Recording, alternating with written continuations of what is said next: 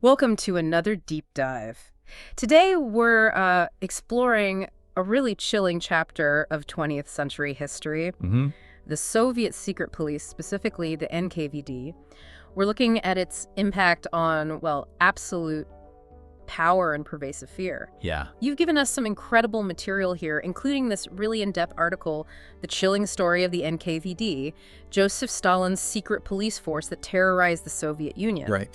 So our mission today is to kind of guide you through the key insights, unpack the NKVD's origins, its devastating reach, and how it really shaped one of the most powerful states in modern history. Yeah, and what's compelling, I think, is just how deeply intertwined the story of the NKVD is with the actual foundation and, the evolution of the Soviet Union itself. Okay. We'll be connecting the dots, tracing its path, from the fall of the Tsarist regime right through to Stalin and the chilling efficiency of his terror machine. As we get into this infamous organization, you might ask yourself, why should we care about this? A historical agency that stopped existing decades ago.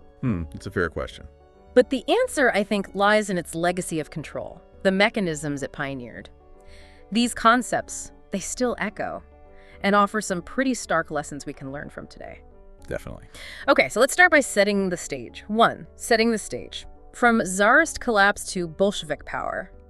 Before we really dive deep into the NKVD itself, it's important to understand the ground it sprang from, right? What was Russia like before the Soviet Union? What led to such a huge shift in power? Well, if you look at the bigger picture, the Russian Empire under Tsar Nicholas II was frankly crumbling. Right. You had catastrophic losses in World War I, severe food shortages hitting the whole country, and just widespread economic turmoil. It all fueled this immense public anger. Yeah. Strikes, protests, they were becoming really frequent, much more volatile. And what's really interesting here is the Tsar's own, political ineptitude, which just made everything worse. I know. His decision to leave Tsarina Alexandra in charge while he was at the front, especially with the infamous mad monk Grigory Rasputin having so much influence that just killed public trust. Yeah, Rasputin. His murder in 1916 by some nobles, that was a really stark signal of the deep unrest just simmering beneath the surface. So how did all this chaos then open the door for the Bolsheviks? That's the key question, isn't it? Exactly. The February Revolution in 1917 is kind of a spontaneous uprising, really. It forced Nicholas II to abdicate. Just like that. Yeah, ending over 3 centuries of Romanov rule. A provisional government stepped in, but honestly, it struggled massively. Food shortages, land reform, staying in the unpopular war. They couldn't fix it. And that's the moment Vladimir Lenin, who'd been exiled, returns to Russia, April 1917. Interestingly, with some help from the Germans, right? They hoped he'd destabilize Russia even more. That's right. A calculated gamble on their part. And his April theses calling for getting out of WWI immediately, power to workers' councils, nationalizing land and banks, that message really resonated. It did. It won him and the Bolsheviks huge popular support. Which led straight to their October coup, and then by 1922, the formal founding of the USSR. 2. Lenin's vision versus Stalin's iron fist. The birth of the secret police. Okay, so Lenin takes power. He delivers on some promises, sure, but he also moves fast to suppress any opposition. He sets up his own secret police, the Cheka. But the article suggests a really fundamental shift happened under Stalin compared to Lenin. How did their philosophies, their methods, differ when it came to the secret police? Well, a key thing about Lenin's approach, at least initially, was this policy called indigenization. Indigenization, okay. Yeah, he aimed to kind of empower the different ethnic groups within the huge Soviet territories. Yeah. Foster autonomous regions, helping develop written languages, setting up native education, press systems. Ah, He interesting. thought this would build support, integrate minorities into the new state. He genuinely seemed to advocate for different Soviet states preserving their cultures, even having a right to self-determination, on paper at least. So, almost a multicultural approach, it sounds like. But his Chika, while maybe a hint of what was coming, the source describes it as more tactical and targeted. Exactly. Targeted repression against specific immediate threats to the new Soviet state. More focused, perhaps. Right. But, Lenin himself did acknowledge the need for a dictatorship of the proletariat. Ah, okay. So that raises a crucial question, doesn't it? What happens when that kind of immense centralized power falls into different hands? Yeah. When Lenin died in 1924, Joseph Stalin, who'd been made general secretary back in 22, had already been busy putting his loyalists into key spots. Positioning himself. Right. And it's even reported that Lenin, in his final days, was worried about Stalin's authoritarian streak and actually recommended removing him. Wow. So with Lenin gone, Stalin consolidates power, and his own agenda starts transforming the secret police pretty quickly into something much, much more ruthless than the Cheka. That's right. By 1934, he formally reorganizes it into the NKVD. The NKVD is... And this was key. Yeah. He made sure it wasn't restricted by existing laws or even by party control anymore. So basically accountable only to him. Exactly. It became a direct, totally unconstrained instrument of his will, aimed at eliminating anyone who might even remotely oppose him. He apparently dismissed Lenin's indigenization pretty chillingly as just a fool's game. 3. The Great Purge, a campaign of terror and ethnic cleansing. Which brings us to the Great Purge, or the Great Terror, 1936 to 1938. This is when the NKVD really becomes the embodiment of Stalin's paranoia, his drive for absolute control. Who were the victims? How did the net get cast so wide? Well, initially, the targets were, the obvious ones: Stalin's direct political rivals, critics within the party, military leaders. Okay. But the scope just rapidly, terrifyingly widened.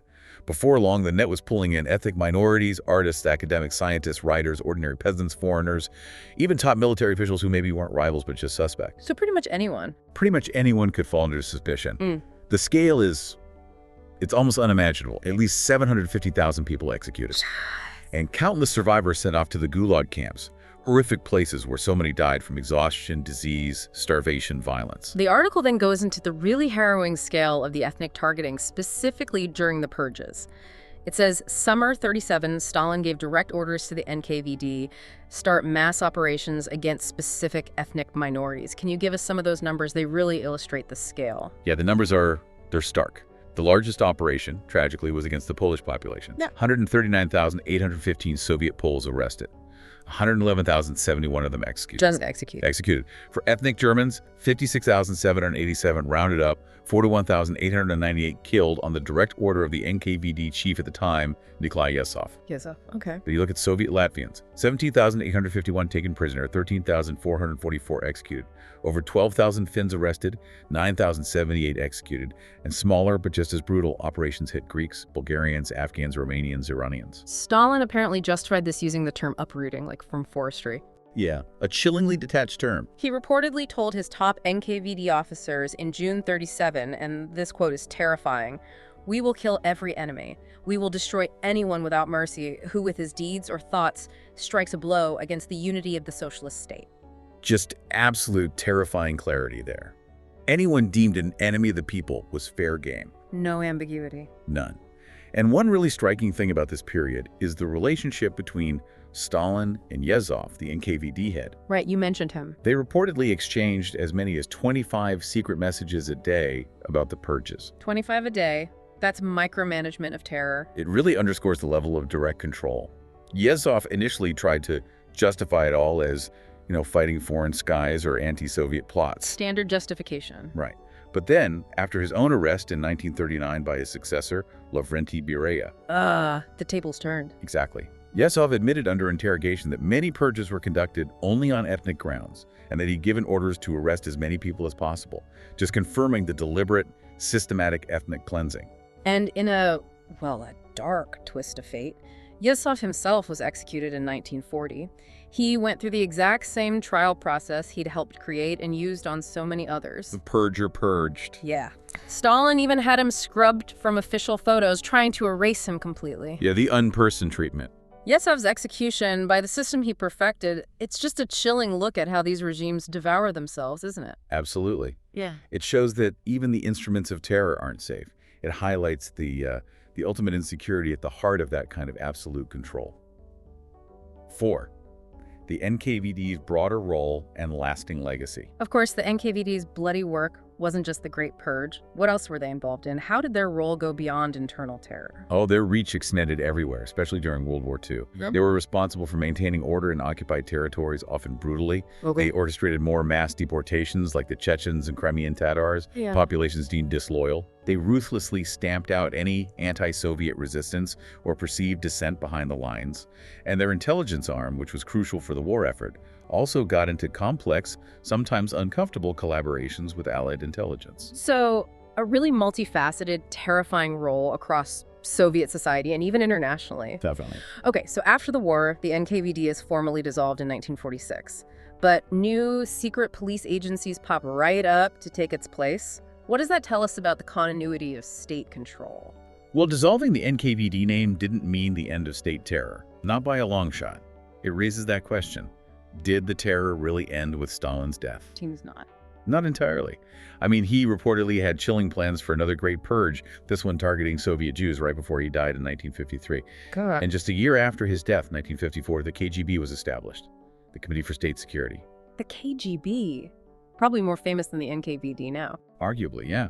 And it became the largest secret police organization in the world, embodying that continuity of state control and surveillance, though maybe with some shifts in methods after Stalin. The article makes a point that the most horrific details about the NKVD stayed hidden, really shrouded in secrecy until the Soviet Union collapsed in 1991. It was only then, when the official records finally came out, that the full systematic nature of its terror became undeniably clear, just how orchestrated it all was. Yeah, the archives really laid bare the scale and the mechanics of it. Outro. So our deep dive into the NKVD.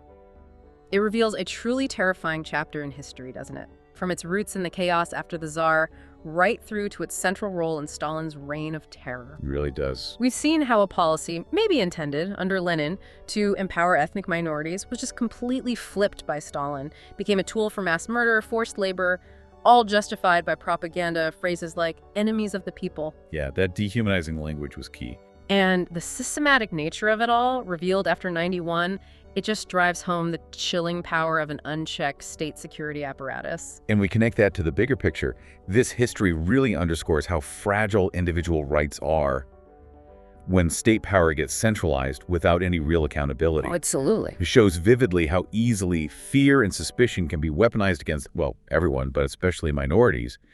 And it highlights the dangerous power of narrative, how propaganda can be used to justify just unimaginable cruelty, twisting reality to fit an ideology. So as you, the listener, reflect on this, maybe consider this question. How do societies today, even democracies, guard against that subtle creep of unchecked power and the dehumanization of groups that could, in the most extreme circumstances, pave the way for something like the NKVD's terror? What safeguards, what mechanisms are really essential to stop history like this repeating? It's a vital question. What vigilance is needed? Yeah, definitely something powerful to mull over. Thanks for joining us on this deep dive.